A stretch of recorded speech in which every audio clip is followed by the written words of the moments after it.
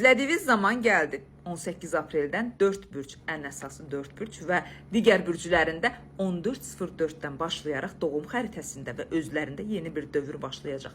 18 apreldə Mars Xərçəng bürcündən çıxaraq Şir bürcünə doğru keçid eləyəcək. Mars ən aqressiv bir planetdir. Kəskin şəkildə idarə etməyi sevir.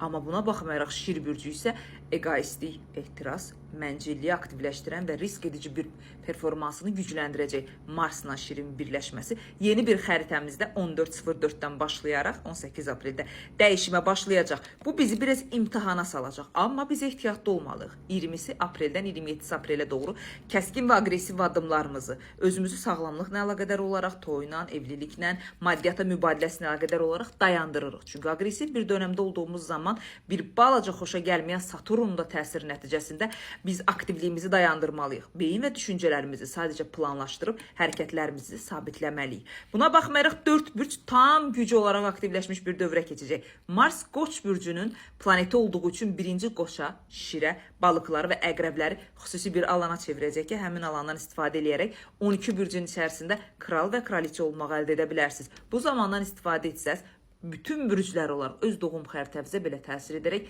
bəzi nüansların gedişatını dəyişə bilərsiniz. İstifadə edin bu zamandan.